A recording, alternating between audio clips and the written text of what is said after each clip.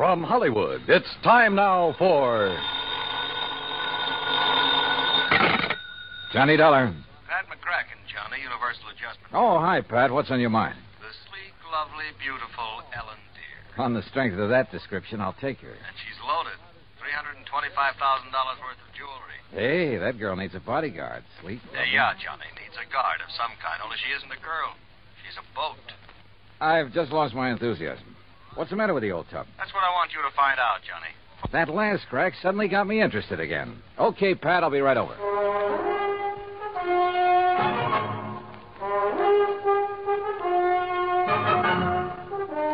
Bob Bailey in the exciting adventures of the man with the action-packed expense account. America's fabulous freelance insurance investigator. Yours truly, Johnny Dollar.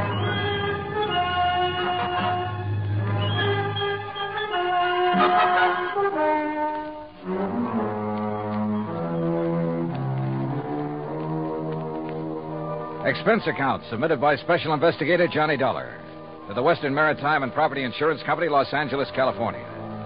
Following is an account of expenses incurred during my investigation of the Ellen Deere matter. Expense account item 1, 90 cents taxi from my apartment to the offices of Universal Adjustment Bureau in Hartford. Pat McCracken's usual smile was noticeably missing when I walked in on him. Come in, Johnny, and sit down. Thanks. Oh, and you're to bill Western Maritime and Property on this one instead of us. Okay, but how are you involved? We handle all their claims that are of any size. Story, you ever hear of Randolph Berman? I know of a jeweler down in New York. That's the one. And if you know him, Johnny, you've been putting too much gravy in your expense account. I said no of him. Didn't he bring in the Star of Cape Town and the Kamandu Emerald? That's right. Everybody seems to think he's a crook, and yet somehow he manages to handle some of the finest jewels in the world. How could an honest man afford it? Yeah. This time it's the Bettenhaus collection. It's out of Hungary. Oh, yeah, I read about that. Only I thought somebody down in Mexico owned it. Yeah, a fellow named Rigo Mariani down in Guadalajara. He's the one who sold it to Randolph Berman. Okay, now. Is this Ellen Deere you mentioned Berman's wife? No. Former wife. He's on about his fifth. All beautiful, dumb dolls. But more important, it's the name of his 72-foot motor cruiser. And the Bermans have been traveling around in it, down the coast, through the canal, along the coast of Central America, and so on. Anyhow, when he got word that the Bettenhaus collection could be had, he wasted no time in getting to Guadalajara. And that's where Western Maritime and Property comes in. Right. They had already written a policy on the boat for $52,000. Their main office in Los Angeles was close at hand, so he had them write the policy on the jewel. Is that where Berman is now, in Los Angeles? Oh, no. He's still in Mexico. Didn't want to move with those priceless rocks until he was certain of the insurance. And before Western would write it, of course, they wanted the collection appraised. Naturally. But who in Mexico? Jacques Jean-Pierre, the famous gemologist, was right there in Guadalajara, to look over the collection himself. So he made the appraisal. The policy has been issued. $325,000. I still don't see anything wrong with the whole deal, Pat. Well, there isn't anything wrong with it yet. But in spite of Berman's standing in the profession, his reputation, it isn't everything it might be. Yeah, come to think of it, wasn't there a killing or two involved in this acquisition of the Star of Cape Town? There have been several things like that. He's been involved in attempts to smuggle in some valuable pieces. He always managed somehow to come out smelling like a rose. Legally, perfectly clean, you understand? But you still don't trust him? Oh, no. And with his planning to carry that load of stuff around in his yacht. Yeah, I see what you mean. If anything happened to those rocks or the boat, over $300,000 right out the window. Exactly. Now, belatedly, Western is worried about it. And they'll pay good money to have you assuage their worries. You have a Mexican tourist guard? Sure, from my last fishing trip down there. And I think you better go down and guard that collection until Berman gets it safely up into the States. He's considered quite the host. He'll probably be perfectly willing to have you aboard. Now, this is the kind of assignment I like. Yachting in the Blue Pacific. But surely he hasn't got his boat parked in Guadalajara. That's over 100 miles inland. No, it's at Mazatlan. And from what I've been able to learn, it's surrounded by armed guards day and night while he has some engine work done. But as soon as that's finished, he'll head north to the States. So he says. Got a branch office in Los Angeles. He'll probably deliver the collection there. I just want to be sure he gets there, Johnny. Okay, Pat. You can wire the boys at Weston that I'm on my way. Item 2, 191.40, plane fare and incidentals, Hartford to Mazatlan via Los Angeles. The first leg of the flight to L.A. was uneventful, except for a good-looking young blonde from Santa Barbara, whom I promised to look up as soon as his case is... Well, that's not for the expense account. When we arrived at the Los Angeles International Airport, I learned that I'd have a three-quarter-hour wait for my plane to Mazatlan. So I grabbed a magazine, that's item 3, 35 cents, when I heard my name being called on the PA system. Johnny Dollar, report to Pan American Airways desk. With the thought in mind that perhaps my little friend from the plane might have decided to stay over in L.A. Her name was Rita, by the way. I lost no time in getting over to the Pan Am desk. Mr. Dollar? Yeah? Johnny Dollar? That's right. I'm Arthur, Western Maritime and Property Insurance Company. Oh, yeah. How do, Mr. Arthur? Planning to go on down to Mazatlan with me? No. But meet Monsieur Jacques Jean-Pierre. Monsieur Dollar, I am honored. How are you, Mr. Jean-Pierre? This is the gentleman who appraised the Bettenhouse collection for us. Oh, yes. I am so an that we expert. could issue the policy on it to Mr. Berman. Oh, yes. Yes, he's done this sort of thing for us many times. Oh, I don't know now, how I'm many... afraid that he's brought us rather bad news. Something's already happened to the collection? Well, not exactly. Not for the whole collection. No, not the whole... Please. That is, I'm not quite sure. What I mean is... Yeah, just what do you mean, Mr. Arthur? perhaps I should explain to Monsieur Dollar, eh? Well, I think somebody better. Yes, you go ahead, Jacques. Yeah, very well. And while you're doing it, I'll cancel the rest of Mr. Dollar's reservation to Mazatlan. Yes, I'll do that. Oh, clerk... Oh, no, wait a minute. First, let me find out what this is all about. Oui. Oh, very well. Jacques here was in Guadalajara when the Bettenhouse collection became available for purchase. Yes, Monsieur Dollar. I had gone there in the hope that some of the pieces might be purchased separately. So? Alas, such was not the case. The Mariani firm decided to dispose of the collection only as a whole. I see. Well, what's this bad news you have? I am getting to Yes, that. you see, it's this No, way. Please. Well, then go ahead, Jacques. Thank you. Monsieur Dollar, interested as I was, I looked over the collection very carefully, each individual piece. And you must believe me, to an expert like myself, every facet of every gem has a character all its own. A precious stone is like a face to me, always to be remembered. Yeah. Well, go on, please. I simply wish to make it clear to you, monsieur, that every item in the Bettenhouse collection is completely familiar to me. Oh, it is? As are many other important gems throughout the world. You know, each is like a friend. And each stone in him is like a face to you. Precisely. Always to be remembered. Yes. Allô. Well, The collection is purchased by Monsieur Randolph Berman. Yes, Mr. Berman. Please. He wishes to insure it in Monsieur Arthur's company. Yeah, I know all that. Well, Monsieur Arthur requests by telephone that I appraise it. $325,000. Then you know. I know. So I stay at Guadalajara a few days to wait Monsieur Arthur's check for my services. You want to be sure the check was Please. I visit some of my old friends among the jewel setters. And then, on the third day, what do you think happens? You tell me. Johnny, this is it. In the shop. No, please, Yeah. Monsieur Oh, I'm sorry, Arthur. In the shop of my friend Garcia Hernandez, I watch him work on the mount for a beautiful diamond. And suddenly, I see that the stone is an old friend. One from the Bettenhouse collection? Oui. The Calabar diamond that was supposedly in the possession of Monsieur Berman. You're sure of the identity of that stone, Mr. Jean-Pierre? Oh, please. As I told you, monsieur, a precious stone to me. Yeah, it's like a face to you. So what you figure, Arthur, is that you've insured a boatload of $300,000 worth of gems on the way to the USA, and maybe they're not on board. Exactly. Unless, of course... Mr. Jean-Pierre, did you tell Mr. Berman about this one stone? Oh, I went immediately to Mazatlan, where I knew he had his boat, the LND. Well, what did he say? Alas, he had sailed away. Did you learn his destination? Oh, yes.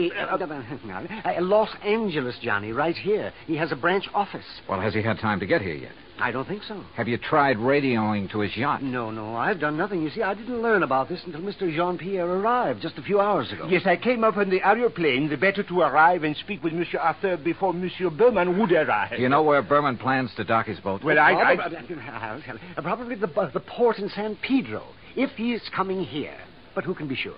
Usually on vacation trips, he docks down the coast at Balboa, the yacht club. Or who knows, he might even... Yeah. He might have no intention of coming up to the States at all. He might not even have the jewels with him.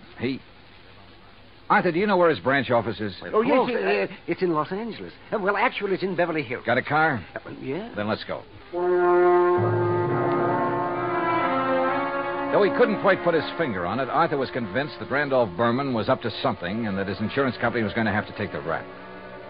On the way into Berman's Beverly Hills office, we dropped Jean-Pierre at the Beverly Hilton and told him to sit tight in case we needed him again.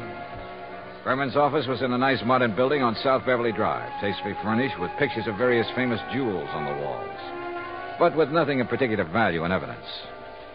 However, I did notice that one wall held a built-in vault big enough for a reasonably sized bank. We were approached by a hand-rubbing, obsequious little character dressed in striped pants and cutaway coat and wearing thick glasses.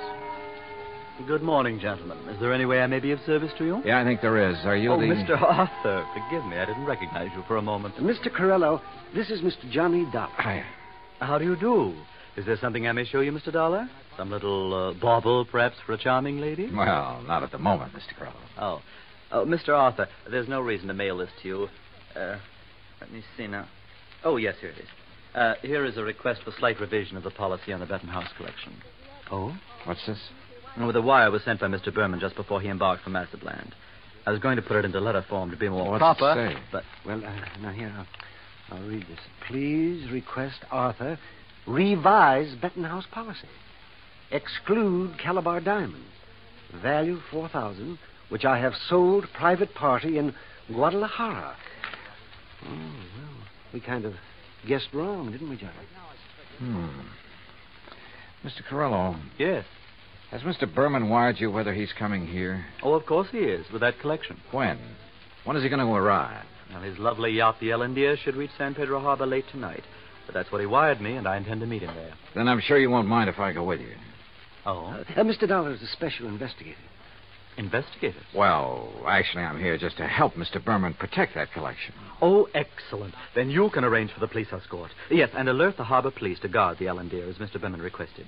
Did he request that? Oh, indeed.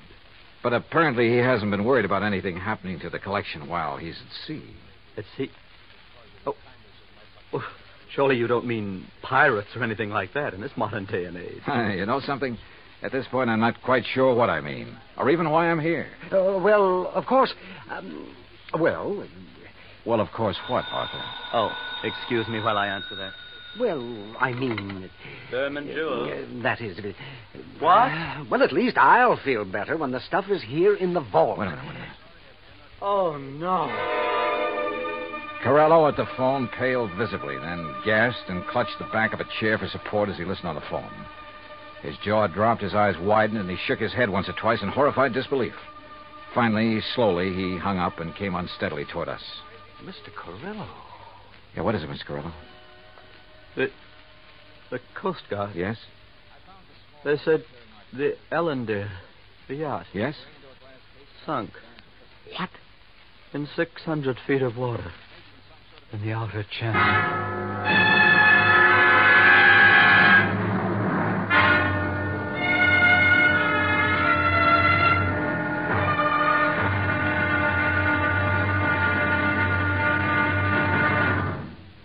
Act Two of yours truly, Johnny Dollar, in just a moment. Now, Act Two of yours truly, Johnny Dollar, and the Ellendeer matter.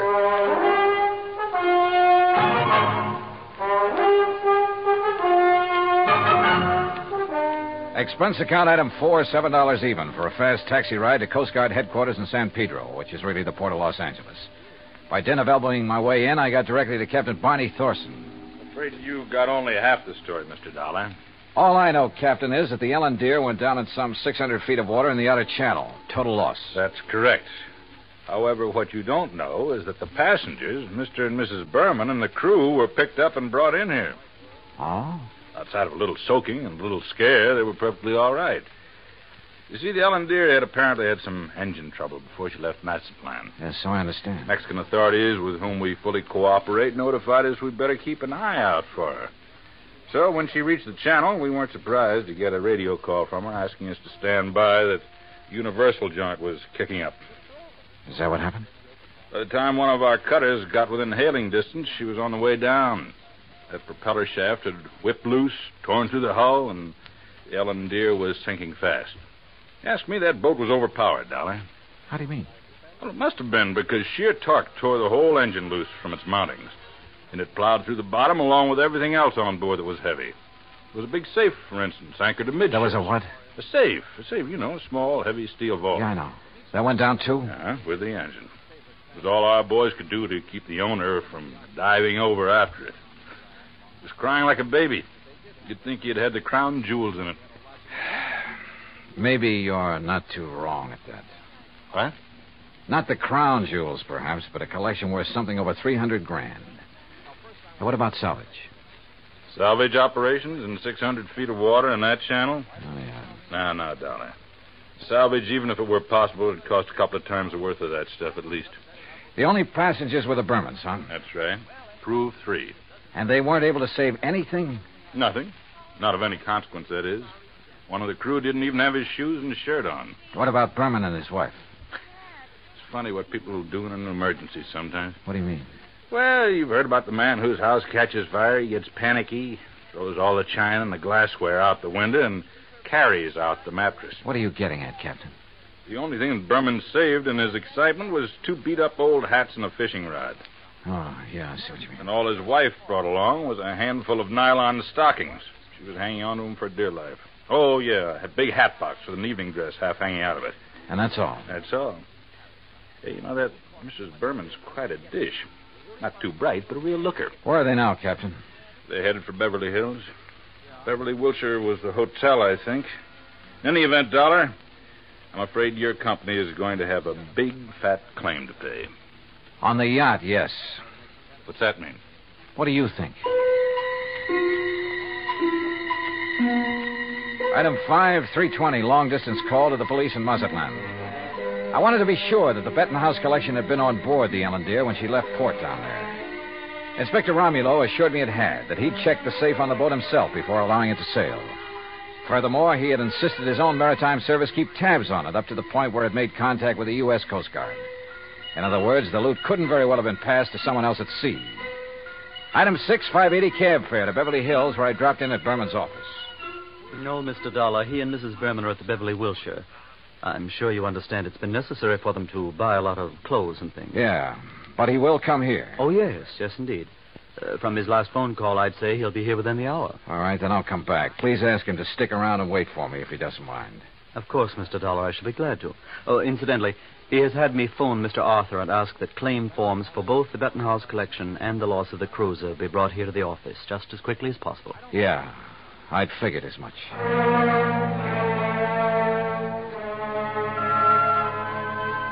Berman wasn't wasting any time. Oh, I know there still wasn't any concrete evidence that Berman was trying to pull a fast one. Ostensibly, the only reason for my trip out here was to watch over that fabulous jewel collection. A lot of good I'd been. He'd lost the collection and his boat, and the company'd have to pay. Then a wild idea hit me. I suddenly remembered something that had happened months ago. Last July, to be exact, when a big passenger liner, the Andrea Doria, had sunk off the Atlantic coast. According to the papers, when the survivors were brought into the port, the usual customs inspection was waived. And it occurred to me at the time that every one of those people could have easily smuggled in anything he could carry or conceal in his clothing. I'm not saying it did happen. I'm sure it didn't.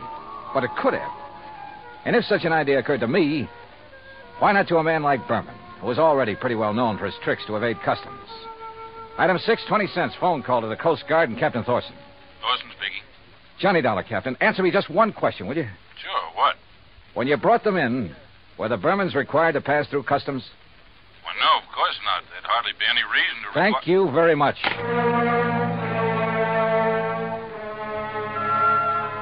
Item 7, 10 cents, another call. This time to Arthur at Western Maritime and Property Insurance. You caught me in the nick of time, Johnny. I was just walking out the door. On your way to Berman's office? Why, yes. With a handful of claims forms? Yes. Now listen, get there as fast as you can. Get there ahead of him. What? So that you can see if he brings anything into the office, like the Bettenhouse collection. What? Though I doubt if he'd be that foolish.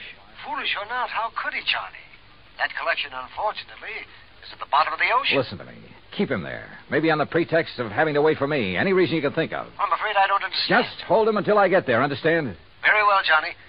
But what are you going to do? Arthur, I may have to break in and rob a hotel room. I went out and stationed myself across the street from the Beverly Wilshire. 5 minutes later, I saw Randolph Berman walk out the front door and head east on Wilshire Boulevard in the direction of his office on Beverly Drive. I waited a few minutes to make sure he didn't turn back, then entered the hotel. At the desk, I learned the number of Berman's suite on the 9th floor. Break in, it would have taken a battering ram. So I tried knocking.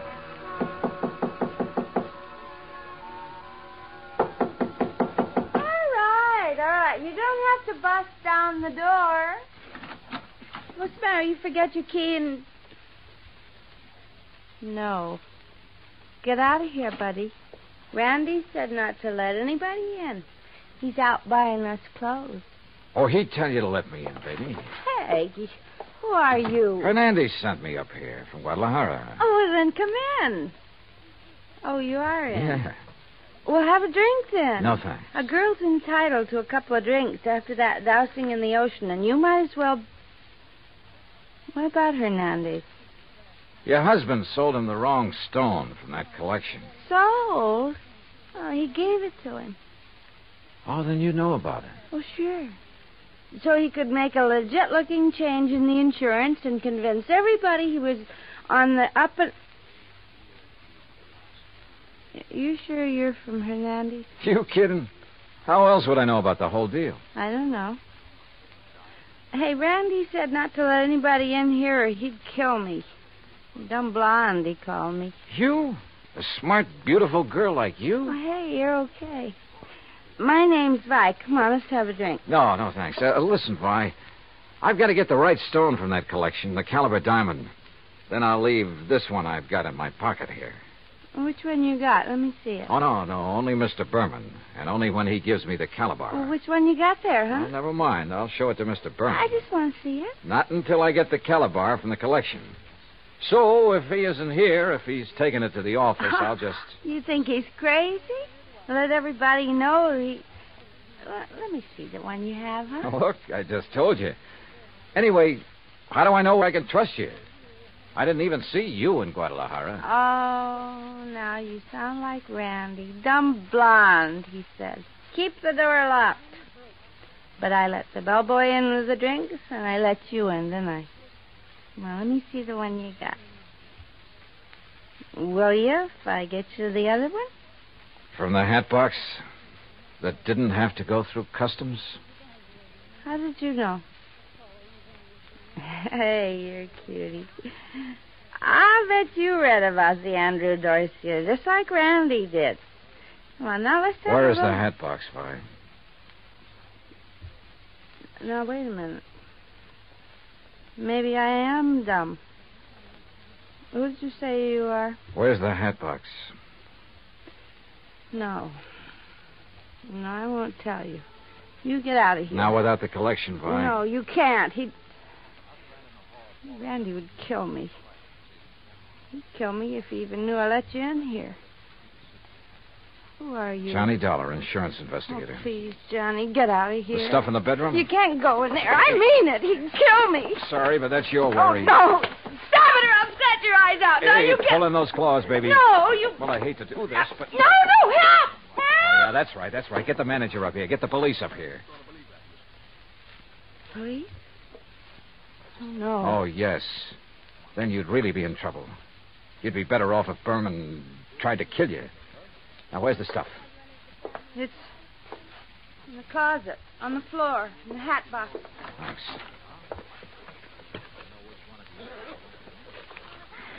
Well. Just a handful, but worth a fortune. Well. Oh, now, wait a minute, girl. Put down that bottle. I gotta stop you. He'd kill me, don't you understand? Just for letting you in here. You don't know him. Look, baby, you're in this thing deep enough as it is. Don't try to make it any worse for yourself. But when he finds out that I... Listen. Yeah, he's come back. And I open up. Get my hands full. What'll I do? Where'll I go? Right here, behind this closet door. Quick. Johnny, Just stay there. Hang on to that bottle and think over what I told you about getting in deep. Hi, where'd you get these drinks? You let somebody in here. Bellboy? Why, you half-witted bird brain, I told... Who are you? The name is Dollar, Mr. Berman. Insurance, Dick? I just dropped by to pick up the Bettenhouse collection. Put it down, Dollar.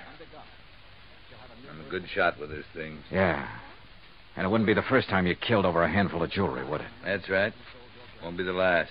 But you'll never know about it. Now, where's Vi? How should I know? She let you in here?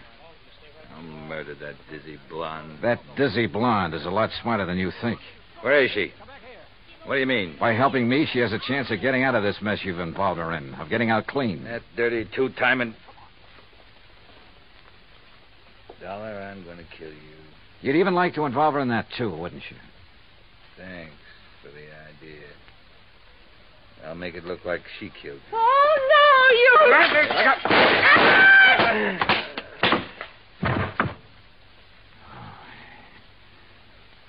Nice work with that bottle, Vi. Thought he missed you. Please, you won't let him... No, don't worry, baby. He won't bother anybody. Not for a long, long time.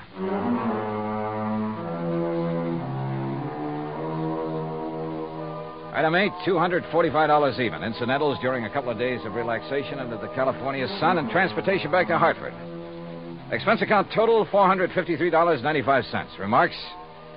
By way of getting off as easily as possible, Vi sang like a canary, and incidentally cleared up a couple of other of his shady deals. Result? By the time his prison term runs out, he'll be too long dead to collect the insurance on his yacht. End of remarks, end of report. Yours truly, Johnny Dollar.